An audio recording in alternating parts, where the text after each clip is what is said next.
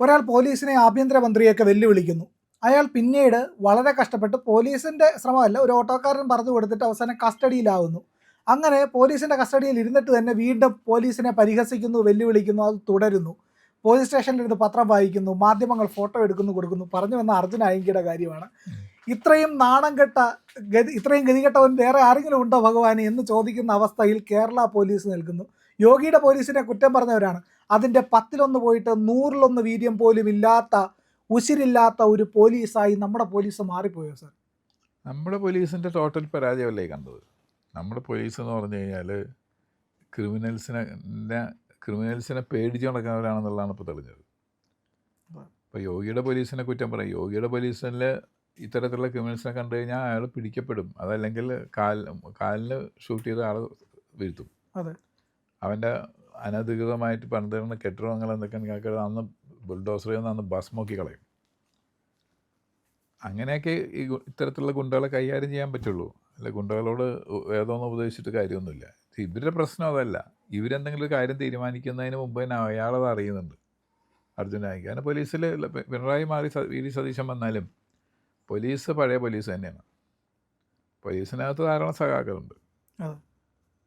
പിന്നെ CPM സംബന്ധിച്ച് ഇയാൾ വേണ്ടപ്പെട്ട ആളായതുകൊണ്ട് സഖാക്കൾ അയാളെ സഹായിക്കാതിരിക്കാൻ നിവൃത്തിയില്ല. ഇയാൾ ഈ സൈബർ പോരാട്ടം മുഴുവൻ നടക്കുന്നത് CPM വേണ്ടിയല്ലേ.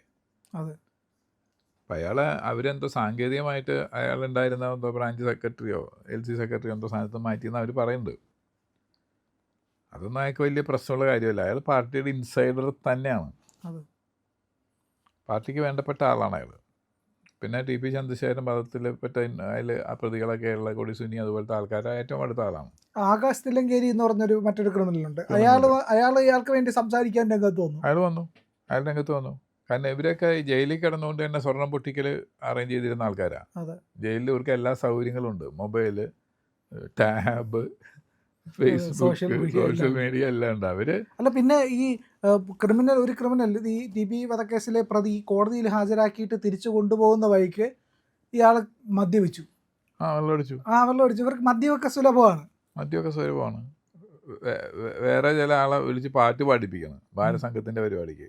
അത് ഗായകനായി. അപ്പോൾ അയാളൊക്കെ കുട്ടികളുടെ മുന്നിൽ ഹീറോ ഒക്കെയാണ്. അപ്പോൾ ഇയാളെ ഈ സംഗതികളുടെ ഫലമായിട്ടുണ്ടാകുന്ന ചില ക്രിമിനൽ വാസനയുള്ള കുട്ടികളുടെ മുമ്പിൽ ഇയാൾ ഹീറോ ആവുകയാണ്. അല്ല, സാറിന് ഓർമ്മയില്ലേ പണ്ട് ക്ലാസ് മുറിയിൽ കയറി അധ്യാപകനെ വെട്ടിക്കൊന്ന പ്രതികൾക്ക് വലിയ സ്വീകരണം കൊടുത്തു. മൊകേരി സഖാക്കൾ എന്ന് മാത്രമല്ല, അതിൽപ്പെട്ട ഒരു ക്രിമിനൽ, ഈ ജയകൃഷ്ണൻ മാഷ വധിച്ച ആള്, അതിൽപ്പെട്ട കേസിൽപ്പെട്ട ആള് പിന്നീട് എങ്ങനെ നല്ല നടപ്പം അതൊക്കെ പറഞ്ഞ അയാൾ ഇറങ്ങിക്കഴിഞ്ഞതിന് ശേഷം അതേ സ്കൂളിലെ PTA പ്രസിഡൻ്റായി. അയാൾ PTA പ്രസിഡൻ്റായി. അന്ന് ഇന്നത്തെ ഈ MV ഗോവിന്ദൻ എന്ന് പറഞ്ഞ ആൾ അന്ന് ജില്ലാ സെക്രട്ടറി ആയിരുന്നു CPM. ഈ വധശിക്ഷയ്ക്ക് ഇവന്മാരെ വിധിച്ച ദിവസം. അപ്പോൾ ആ ദിവസം ഇവരൊരു വലിയ ജാഥ നടത്തി കോടതിക്കെതിരെ. അയാളെ തട്ടിക്കളയും ജഡ്ജീനെ, ചന്ദ്രയാസ് എന്ന വരുന്ന ജഡ്ജിയുടെ പേര് തട്ടിക്കളയും. അന്ന് ഗോവിന്ദൻ്റെ പ്രസംഗം ലൈവായിട്ട് TV ഞാൻ കണ്ടിട്ടുണ്ട്. ജയകൃഷ്ണൻ എന്ന് പറയുന്ന അയാൾ മരിക്കാൻ വിധിക്കപ്പെട്ടവനാ. അയാൾ മരിച്ചു, അതിന് ഞങ്ങളുടെ പാവപ്പെട്ട സഖാക്കൾ എന്തിനാണ് ശിക്ഷിക്കണമെന്ന്. ഇങ്ങനെയാണ് അവർ ക്രിമിനൽസിനെ സംരക്ഷിക്കുന്നത്. ക്രിമിനൽസിനെ ഒരു വീരോചിതമായ, അല്ലെങ്കിൽ എന്താ പറയുക, അവരെ ഒരു ഹീറോ വർഷിപ്പിലേക്ക് കൊണ്ടുപോവുകയാണ്. ഇയാളുടെ കാര്യത്തിൽ അങ്ങനെ തന്നെയാണ്. കാരണം ഈ സ്വർണം പൊട്ടിക്കൽ ഈ കാര്യങ്ങളൊക്കെ CPM അറിഞ്ഞുകൊണ്ട് തന്നെ ചെയ്യുന്നതാണ്. ഇവർ ജയിലിൽ കിടന്നുകൊണ്ട് ഇവർക്ക് എല്ലാ നേരത്തെ പറഞ്ഞ പോലെ സോഷ്യൽ മീഡിയ സൗകര്യങ്ങളും എല്ലാം അവർക്ക് അവിടെ ഉള്ളതുകൊണ്ട് അവർക്ക് അവിടെ കിടന്നുകൊണ്ട് കാര്യങ്ങൾ ചെയ്യാം. ഭീഷണിപ്പെടുത്താം, ജയിലിൽ കിടന്നുകൊണ്ട് ഭീഷണിപ്പെടുത്താം. അതിനെ തട്ടിക്കളയോടാന്ന് പറഞ്ഞു കഴിഞ്ഞാൽ അയാൾക്ക് പുറത്ത് ചെയ്ത് കൊടുക്കാൻ ആളുണ്ട്. പിന്നെ പരോളിൽ ഇറങ്ങിക്കഴിഞ്ഞാൽ ഇവർ സർവ്വസ്വതന്ത്രരായിട്ട് എല്ലാ നിയമങ്ങളും ലംഘിച്ചുകൊണ്ട് ചിലർ കല്യാണം കഴിക്കുന്നു പരോളിൽ വന്നിട്ട്. വേറെ കുട്ടികളുടെ പരിപാടിക്ക് പോയി പാട്ട് പാടണം. അങ്ങനെയൊക്കെ രീതിയിലാണ് അവർ പോകുന്നത്. അപ്പോൾ ഈ ക്രിമിനൽസിനെ ഹീറോ വർഷിപ്പ് നടത്തുന്നൊരു സ്വഭാവം CPM. ഇവരെ തൊടാൻ ഭയപ്പെടുന്ന പോലീസ് UDF. അതാണ് സംഭവിക്കുന്നത്. ഭരണത്തിൻ്റെ മുന്നണിയുടെ പേര് മാറിയെന്ന് മാത്രമേ ഉള്ളൂ. പോലീസ് ഇപ്പോഴും CPM പിന്തുണ കൊടുക്കുന്ന പോലീസാണുള്ളത്. പോലീസിനോ അല്ലെങ്കിൽ പോപ്പുലർ ഫ്രണ്ടിനോ ഒക്കെ പിന്തുണ കൊടുക്കുന്ന പോലീസ് എവിടെ ഉള്ളൂ. അതിലെ പോപ്പുലർ ഫ്രണ്ടിനെ ഇവിടുത്തെ പോലീസ് പിടിക്കാറുണ്ടോ? നമ്മൾ കേൾക്കാറില്ല. നിരോധിച്ച സമയത്ത് തന്നെ അവർക്ക് കിട്ടിയ നിർദ്ദേശം കുറച്ച് വളരെയധികം അതിക്രമം കാണിച്ചു എന്നുള്ള ധാരണ സൃഷ്ടിക്കാൻ പാടില്ല എന്നാണ്. അപ്പോൾ 3-4 ദിവസം കൊണ്ട് ഫയലുകൾ മാറ്റാൻ പറ്റി, ലീഡേഴ്സിന് അണ്ടർഗ്രൗണ്ടിൽ പോകാൻ പറ്റി. പിന്നെ NIA കേരള പോലീസിനെ അറിയിക്കാതെയാണ് ഇവരെ പിടിക്കുന്നത്. കേരള പോലീസിനെ അറിയിച്ചു കഴിഞ്ഞാൽ ആദ്യം അറിയുന്നത് ഈ ഒളിവിലിരിക്കുന്ന ആളായിരിക്കും. ഭയങ്കര കാര്യത്തിൽ അങ്ങനെ തന്നെയാണ്. അവസാനം പിടിച്ചത് പോലീസിൻ്റെ കഴിവല്ലല്ലോ, ഒരു ഓട്ടോറിക്ഷക്കാരൻ പറഞ്ഞു കൊടുത്തിട്ടല്ലേ. ഓട്ടോറിക്ഷക്കാരൻ പറഞ്ഞു, അത് അഭിഭാഷകനെ കാണാൻ വന്നപ്പോൾ അഭിഭാഷകയെ കാണാൻ അഭിഭാഷകയുടെ വീട്ടിലേക്ക് വന്നപ്പോൾ അവിടെ പിടിക്കപ്പെടുന്നത്. അത് ഈ കോടതി ഈ ഓട്ടോറിക്ഷ ഡ്രൈവർ പറഞ്ഞതുകൊണ്ട്. അല്ല, ഇവരുടെ ഇൻ്റലിജൻസും ക്രൈം ഡിറ്റക്ഷനും എന്ന വലിയ സംഭവങ്ങളും വലിയ ഡിപ്പാർട്ട്മെൻ്റ് ഉണ്ടല്ലോ, ഇൻ്റലിജൻസ്, ക്രൈം ഡിറ്റക്ഷൻ, CBCID എന്നൊക്കെ പറഞ്ഞ കുറേ വാക്കുകളുണ്ട്. അതെന്താണ് ആർക്കും മനസ്സിലാവില്ല, അവർക്കും അറിയില്ല. അതിൻ്റെ ഒന്നും കഴിവിലൊന്നുമല്ല അയാളെ പിടിച്ചിട്ടുള്ളത്. ആ ഓട്ടോറിക്ഷക്കാരൻ പറഞ്ഞില്ലെങ്കിൽ പിടിക്കുകയില്ല. പിടിച്ചു കഴിഞ്ഞപ്പോൾ അയാൾ പറഞ്ഞു, എനിക്ക് നിങ്ങളൊന്നും പേടിയില്ല എന്നാ. എനിക്ക് പേടിയില്ല, എനിക്കൊന്നും സംഭവിക്കില്ല എന്ന് എനിക്കെല്ലാം ഉറപ്പുണ്ടെന്ന്. ശരിയായിരിക്കും. ഇനിയിപ്പോൾ ഈ FIR ഒക്കെ എങ്ങനെ വരാൻ പോകണമെന്ന് നമുക്കറിയില്ല. എന്തൊക്കെ ചാർജാണ് ഇയാൾക്ക് എതിരായിട്ട് കൊടുക്കാൻ പോകണമെന്ന് അറിയില്ല. സർ, ഒരു സൈനികനെ പിടിച്ചുകൊണ്ട് പോയി സ്റ്റേഷനിലിട്ട് മർദ്ദിച്ചവന്മാരാണ്.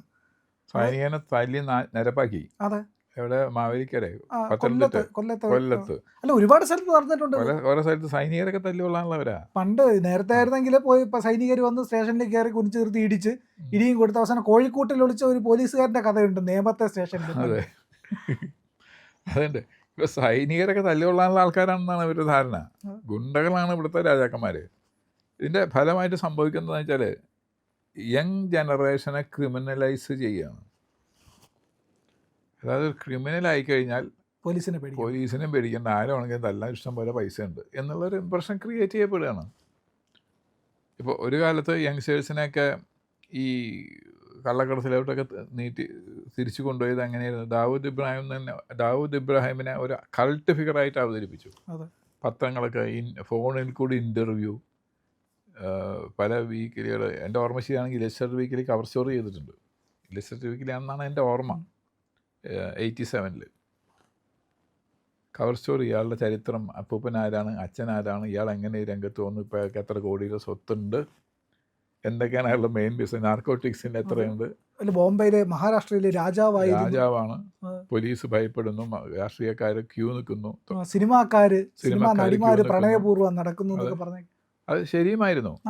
അതിൻ്റെ ഫലമായിട്ട് എന്ത് പറ്റിയെന്ന് വെച്ചാൽ യുവാക്കൾക്കെല്ലാം അങ്ങനെ ക്രിമിനൽ സ്വഭാവത്തിലേക്ക് അല്ലെങ്കിൽ കള്ളക്കടത്ത് സ്വഭാവത്തിലേക്ക് തിരിയാനായിട്ടുള്ള പ്രേരണ ഉണ്ടായി. അത് തന്നെ ക്രിമിനൽസിനെ ഇതേപോലെ അഴിച്ചുവിട്ട് കഴിഞ്ഞാൽ ഉണ്ടാവാൻ പോകുന്നത്. അവർക്ക് രാജ്യത്തോട് കമ്മിറ്റ്മെൻ്റ് ഇല്ല. ആരോടും കമ്മിറ്റ്മെൻറ്റ്, അവർക്ക് അവരുടെ പാർട്ടിയുടെ മാത്രം കമ്മിറ്റ്മെൻ്റ് ഉള്ളൂ. CPM അവരുടെ കമ്മിറ്റ്മെൻറ്റ്. പക്ഷെ പോലീസ് നാണം കെട്ടുപോയി. ഇത് പോലീസിൻ്റെ വീര്യത്തെ കൂടി ബാധിക്കില്ലേ? അവരുടെ ഒരു പോലീസ് പോയി. പോലീസ് ഒന്നും അല്ലാതായി കഴിഞ്ഞാൽ ഈ ഓട്ടോറിക്ഷ ഡ്രൈവർ പറഞ്ഞു കൊടുത്തില്ലാണെങ്കിൽ ഇപ്പോഴും പിടിക്കില്ലല്ലോ. ഇന്നും വീരവാദം പറഞ്ഞ പോലീസ് ഓഫീസർമാർ നടക്കുകയല്ലേ ഉള്ളൂ. പ്രിയമുള്ളവരെ, മറ്റു മാധ്യമങ്ങൾ പറയാത്ത ഏറ്റവും പുതിയ വാർത്തകളും വിശകലനങ്ങളുമായിട്ടാണ് ഇന്ത്യ ലൈവ് നിങ്ങളുടെ മുന്നിലേക്ക് വരുന്നത്. നമ്മുടെ ചാനൽ കാണണം, ഒരുപാട് പേരെ കാണിക്കണം, അവരോടൊക്കെ ചാനലിൻ്റെ വരിക്കാരാവാൻ പറയണം, സബ്സ്ക്രൈബ് ചെയ്യണം. ചെയ്യാത്ത ആളുകൾ ഉറപ്പായിട്ടും ചെയ്യണേ.